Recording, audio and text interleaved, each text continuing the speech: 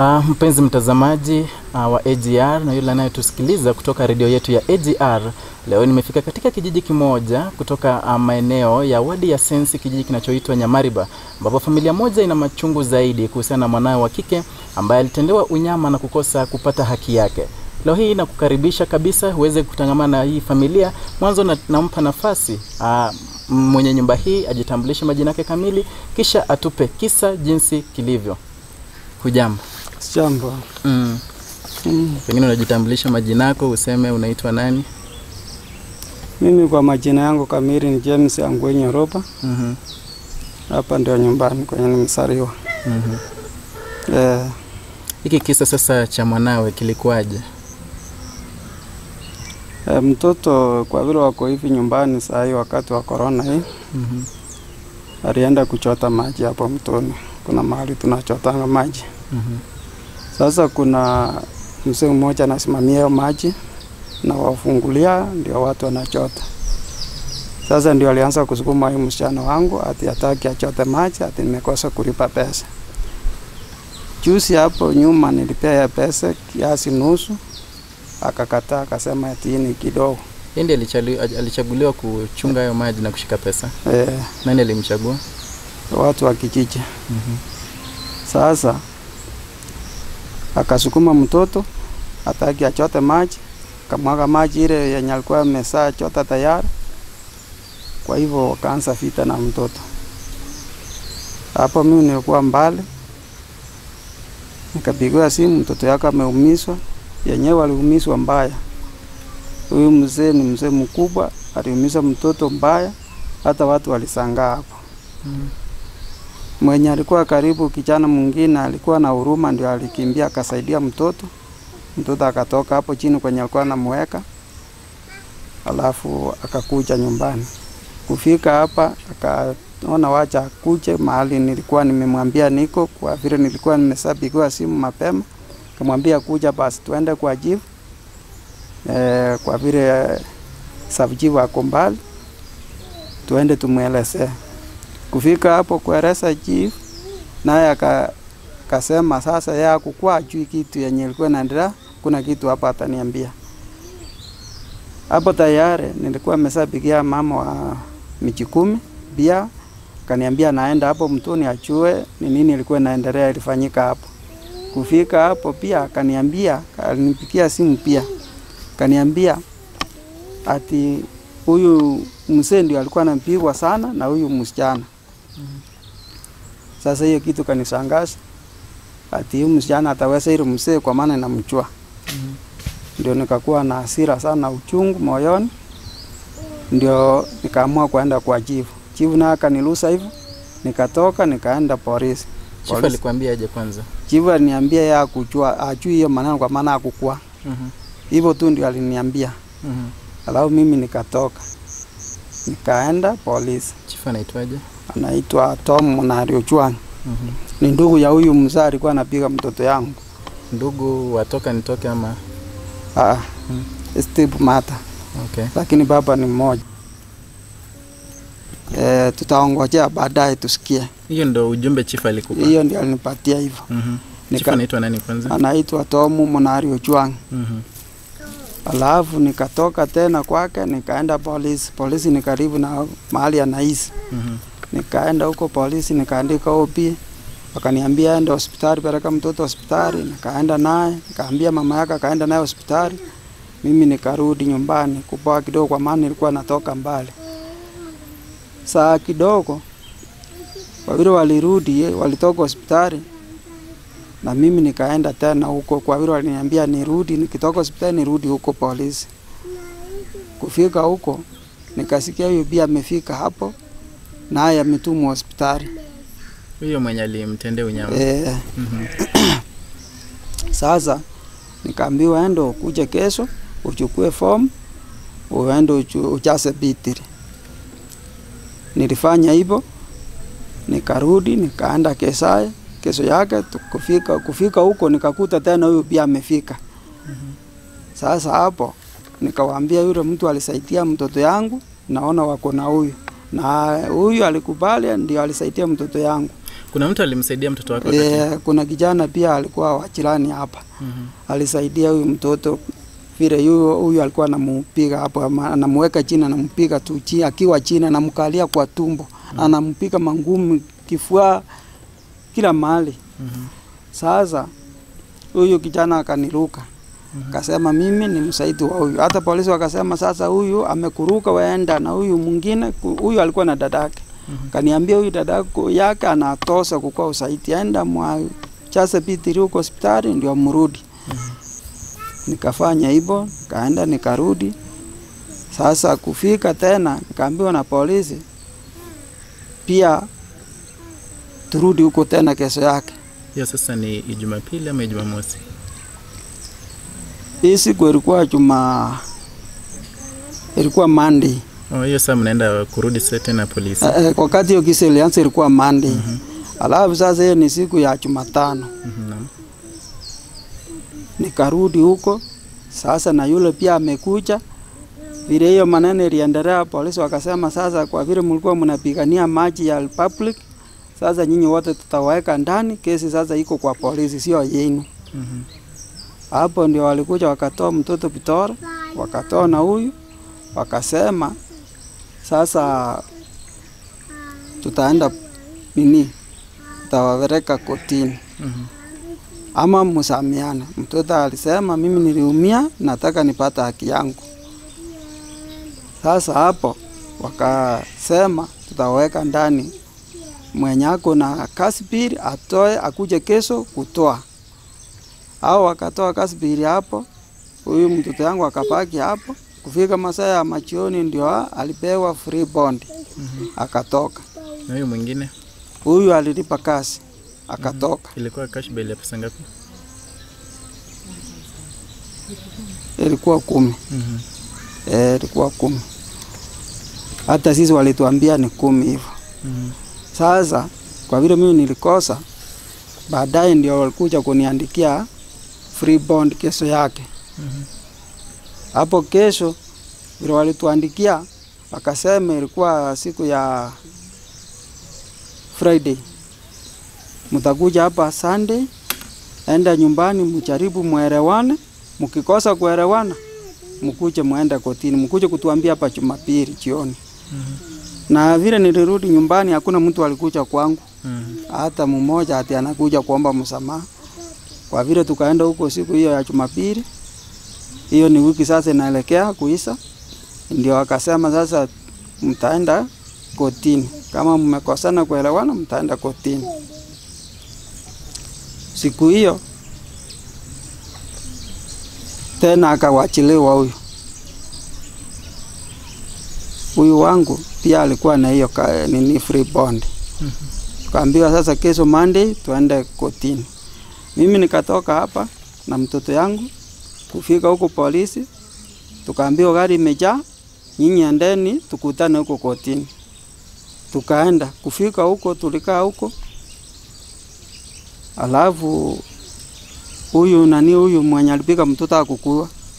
Mtoto ndiye alikuwa peke yake.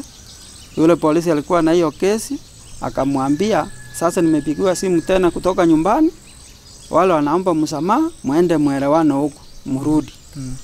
Kurudi kufika hapa hakuna kitu naendelea. Sasa kesho yake ilikuwa siku ya Jumanne. Hiyo siku wakati mlitoka kotini, hamkukutana kabisa? Hatukukutana. Tulikuja tu mpaka nyumbani hapa.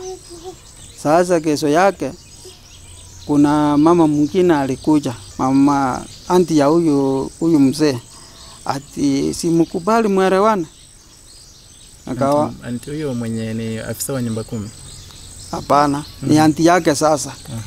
Alikuja mpaka hapa. Alituelezea, tukamwambia mtoto alisema mimi sikubali.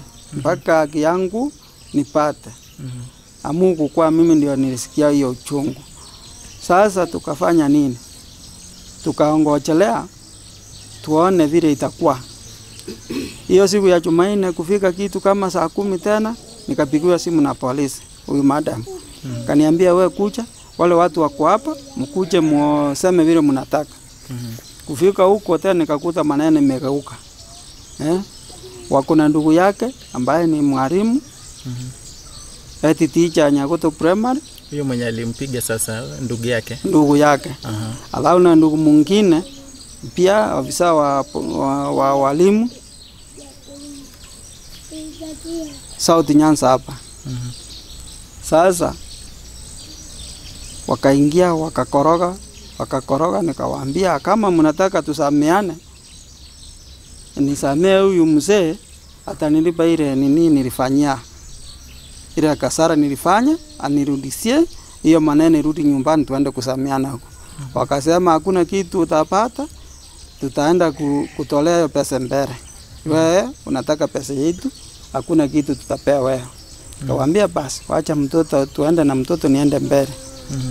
Sasa hapo mtoto akawekwa ndani, huyu akarudi akaenda. Kuwauliza si mtoto alipewa free bond. Ati hii imeisha. Hii free bond imeisha. Sasa ni kotini wacha akae ndani. Mtoto alilala ndani. Ilikuwa siku ya Jumanne, siku ya Jumatano tukaenda kotini. Kufika kotini huko kawaida hii nini ya corona, hakuna watu wanaingia huko. Kwa nje wenye makesi ndio walikuwa wanaingia ndani. Sasa hapo ndani ndio polisi walienda wakaanza kubabaisha mtoto, kumwambia ati uitike, umekubaliana. Usiposema hivyo nitakupiga. Huyu ni polisi alikuwa anaambia huyu mtoto hivyo. Hapo ni koti sasa ndani. Hapo nje ya koti hapo tuseme wametoka gate wameingia compound ya koti hapo. Sasa mimi si nilikuwa nje, sikuwa najua nini naendelea. Sasa ilifika kitu kama saa 6. Tukaambiwa sasa mnaanza kwenda muone msikie vile waliambiwa, kama wale wamefungwa, kama wale wamepigwa fine, kama mko na bond, mwenye ako na bond aangalie mtoto yake, yani mtu yake amtolee bond amwekee. Kuingia hapo nikakuta mtoto anatoka kuja nje na polisi. Na huyu polisi alikuwa amenichua ananionanga hapo kwa police station. Sasa akaanza kuniambia, mzee, hii mtoto yako kesi imeisha, wamesameana na yule mzee, imeisha, enda nyumbani. Na nikisikia maneno mengine mtu akipika mdomo ngwengwe nitamweka ndani. Sasa mimi nikasindo vile nitafanya. Wakati wacha hapo tukatoka tu hivyo, tukatoka na mtoto. Ndio tumerudi mpaka saa hii hatujaona mtu mwingine, tujasikia kitu hata kitu chochote. Ulipoenda hospitalini ulilipa pesa ngapi? Alifanyia uchunguzi? Nililipa pesa mingi. Alitibiwa. Alafu akapewa madawa, ingine nikanunua. Alafu akaambiwa aende X-ray, nikapeleka X-ray Kisii, akapigwa X-ray moja. Alafu ya kifua ikabaki, nikaambiwa baada ya wiki 2 ataenda kupigwa tena, kutolewa. Kurudi hivyo bado anaendelea kuweka mtoto analala ndani. Na mtoto nawaambia mtoto ni mgonjwa, acha aende alale nyumbani, hawezi toroka, hawezi enda mahali chochote. Na wanakataa, wananiambia ati hata huyu mzee ni mgonjwa. Lakini ametoa pesa na aende nyumbani, kama uko na pesa utoe, kama una tutamweka ndani. Sasa nilisindo nikasanga. Wakati mlifanya hicho kikao, wakati mmeshatoka koti, wakati anawaambia Alex sasa nyinyi mshaelewana, chief alikuwa katika hicho kikao? Hakuna chief, sijawahi muona tangu siku hiyo. Siku hiyo nilienda nikamuelezea, mpaka wa leo sijamuona. Hata huyu mama wa mzee wa Mchukumi sijamuona. Kwa hivyo chifu, afisa wa nyumba 10 ndio mwenye alimdhulumu mtoto, wote wanatoka familia moja. Jitihada zetu za kumfikia mzee Bosire Ochwangi ambaye inasemekana alimpiga msichana huyu hazikufua dafu. Manake alikana kusimulia kisa hiki akisema kuwa yaliyopita si ndwele, tugange yajayo. Vile tuliweza kumpigia chifu eneo hilo Tom Ochwangi na tukapenyeza hadi mkawa wake katika soko ya Nyakongo, ambaye alituahidi kuja baada ya dakika 5. Twaikire asoteri yao. Hoteli nje? Uonde gocha rugora Spain pikipiki. Igo tochiko bastoko kanya macho. Nchikuruwoza mondabi. Sawa. Tukangoja dakika 5, 10 hadi 30. Tulipompigia kwa mara ya pili alisema kuwa mambo hayo hayamuhusu. Akoro kana ole pishe mugambe. Nawe tayari ngadinira ndomba ko bigu. Tuna banda ari disigara nyiro mondo ndwarete. Lakini ngo bari sibunde ngukwa nande na inu. Na ndo mugambe no waranga ikutsendi ko mugambe na mukwana na era kyaro to mugambe na role nja dinero ni je my party bon. Na role nja jakine kesi kina ya kuna. Within this market here. Moko ndiko bari fa marore. Na etwata idura kwa nayo kwa nayo mangana hiyo akune kidogo. Ya nguleta wana wa maji sana kaya. Mangana ya James Atandi na Bosira Ngwenyi. Bosira Ngwenyi rulio. Bosiro Chwanga Amina. Na kwani chiroli. Na James Atandi. Nguleta gore agento. James Ngwenyi omwana wa na kire no mwana na Bosiro Chwanga. Ganda polisi ni mwatebe kwa ina mangana alinga yini polisi alinga. Ikabona to kanya roja kwani ratanda polisi. Ya polisi handle that case. They went to court and the court alitupa hiyo case. You cannot talk anything. Nje orasa mangana hii. Sawa. Hujambo dada? Jambo. Hebu jitambulishe majina yako kamili. Rebecca Ngwenyi. Kwa sauti. Rebecca Ngwenyi. Kutoka Nyamariba. Nasoma shule ya St. Paul's Dioma. Niko kidato cha pili. Kuna kisa kimetokea, unaweza kunieleza ilikuwaje? Ilikuwa ni Monday date 27. Saa 5 ya mchana. Hapo niliamka na sister yangu tukaenda mtoni kuchota maji. Tulipofika mtoni tulichota maji. Alafu kulikuwa kuna msee mwingine anasimamia hiyo maji, akatuambia mjukui maji, akamwaga maji.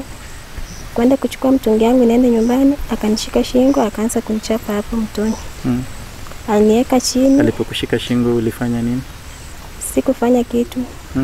Alinirusha chini, akabeba mawe akanigonga kwa kiuno, alafu akanikalia akaanza kunichapa makofi kwa kifua. Alikukimbisha ama ilikuwaje? Kutoka hapo kwa mtoni alinikimbisha kutoka juu ya maji, akaniweka chini kwa mtalo. Alafu hapo akanikalia, akaanza kunichapa kifua. Nisha alinilalia skati yangu na blouse nilikuwa nimevaa. Huyo sister yangu alichukua simu yangu akapigia babangu, akamwambia mzee venye amenichapa. Kulikuwa na watu hapo karibu? Watu walikuwa. Hawakuja watenganishe manake mlikuwa mnapigana? Kijana mmoja tu alijitokesha, akaja akanisaidia. Babangu alinipigia simu, akaniambia kuja hapa Nyakongo, twende kwa polisi tuongee. Kufika huko, nilikuwa nimefika nyumbani nimejenge hizo nguo zenye alikuwa amenilalulia. Nilikuwa nimevaa zingine. Babangu akaniambia rudi nyumbani, ulete hizo zenye amekulalulia. Nilirudi nikachukua zile nguo tukaenda nazo. Tukafika kwa chief. Ukazivaa mkabeba? Nikabeba. Tulienda tukakutana chief hapo kwa njia. Babangu akamwambia sikia venye ndugu yako amefanyia mtoto wangu. Chief akasema yeye yako kweko nyinyi endeni mbele.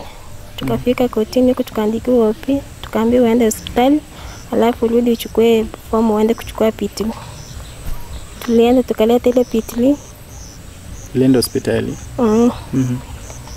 Kurudi tukamwambia tumerudi, akatuambia tununue fomu hapo ndani na file ya kuenda kuchukua PTL. Kwanza before tufika hapo, ulisema alikuwa kwa mtara akakupiga. Mara ya kwanza alikupiga jiwe. Jiwe alirusha likakupiga wapi? Kwa kiuno. Alafu akakimbia akanikalia. Akanichapa makofi kwa kifua. Alafu huyo kijana akakuja akamtoa penye alikuwa amenikalia, akasika skati yangu akailalua. Anilalia skati na top nilikuwa nimeiva. Sawa. Wakati nataka tuende mbio. Wakati ulifika kotini sasa, kuliendaje hiyo siku ya koti sasa yenyewe? Tulifika kotini nilikuwa mimi peke yangu. Na hao askari wenye nilipatwa kutoka Nyakongo mwenye alikuwa na kesi yako enda. Alafu wakachukua ile faili yangu wakaenda nayo. Mmoja akarudi nyuma akaniambia usipoitika umezamiana na huyu mzee nitakuchapa. Hiyo koti nataka uniambie kwanza mara ya kwanza ile wakati mlienda koti alafu mkaambiwa mrudi, kuna walikuambia vipi wao askari? Waliniambia tukuja nyumbani tuongee na huyo mzee tunaweza elewana yeye. Tulifika tukaongea na mzee Mzee nikamwambia mimi siwezi elewana na wewe juu mimi ndio nimeumia. Alafu tukaambiwa tuende koti. Tulipofika koti ilikuwa mimi peke yangu na hiyo mzee akaletwa. Alafu hapo ndani askari mmoja alijitokesha akakuja akaniambia, msichana usipoitika kama mmesamea na huyu mzee tutakuchapa. Tuliingia kwa ndani kwa koti. Mimi sikuwa na charge, sikuwa na tofauti wangu. Mwenye alisimama ni mwenye alikuwa huko ni mwenye tulipiana hiyo kwa faili kwa gate. Yeye ndiye aliongea akasema huyu mzee na mtoto wamesamiana. Mimi sikuongea tumesamiana na huyo mzee kutoka kwa roho yangu. Hiyo askari aliniambia eti usipoongea tutakuchapa. Mimi niliongea lakini kutoka kwa roho yangu sikuwa nimelitika sana. Kwa hiyo kote wakati mlikuwa watu wangapi sasa? Tulikuwa mimi na huyo mzee. Na askari watatu tulitoka na wao hapa. Kwa station. Hakukuwa na judge? Sikumuona. Alafu file zikasomwa ama hata ikufunguliwa? File ikufunguliwa. Walisoma barua ya tulikuwa tumepatiwa ya tulikuwa tunayo koti. Hawakufungua file. Kisa sasa wakasema vipi? Wakasema eti mzee na mtoto wamesameana. Hatakuwa na mtu hapo mtu yeyote.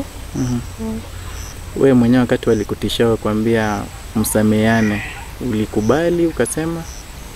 Sikukubali. Walipokuambia ulifanyaje wewe mwenyewe? Nilinyamaza, lakini tulipofika hapo penye walinichukua koti, lakini si ilikuwa koti kabisa. Walinichukua yenye waliniambia eti ni koti namba 3. Hapo ndio waliniweka. Wakaniambia niitike tumesameana na mzee. Na mimi sikulitika kutoka kwa roho yangu. Na kurudisha nyuma kidogo, wakati mzee alikupiga mawe, akakupiga kofi, wewe ulifanya nini? Au kumtusi hata kumtusi? Sikumtusi. Okay. Sasa wewe kwa maoni yako unasemaje, unaonaje?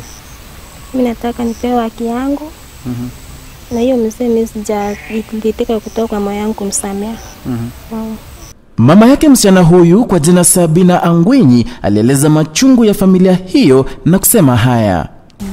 Kuna yote yametokea, nishazungumza na baba wa nyumba, nishazungumza na mtoto. Wewe kwa ufupi tu tuambie ulionaje hayo yote venye yametendeka, kufika koti, kurudi hadi sasa hivi umeonaje kwa ufupi tu? Tuliona mbaya kabisa kwa maana mtoto wetu alifanywa kitendo mbaya kabisa na huyu mzee. Na huyu mtoto ni mdogo kabisa. Sasa tunataka usaidizi kwa huyu mtoto. Kwa maana aliumiza mtoto mbaya kabisa. Sasa tunataka mtoto apewe haki yake. Kwa maana huyu mzee alifanya makosa kabisa. Hiyo nilikuwa nayo. Maana wakija tu kuambia vizuri walipe hiyo pesa yote yenye mmeshatumia kwa hospitali, waweza kuwasamea mrejeleane katika hali ya kawaida ya zamani? Hapana. Nataka hiyo maneno yaende mbele.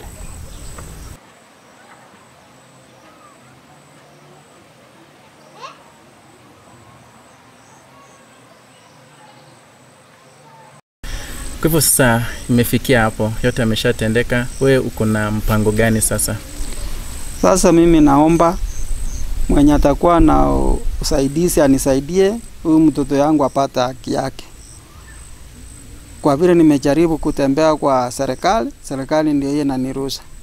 Sasa sasa hii mimi sina nguvu yoyote. Tafadhali naomba mwenye ako na usaidizi anisaidie mtoto apate haki. Edwin Mokaya, AGR Kisii.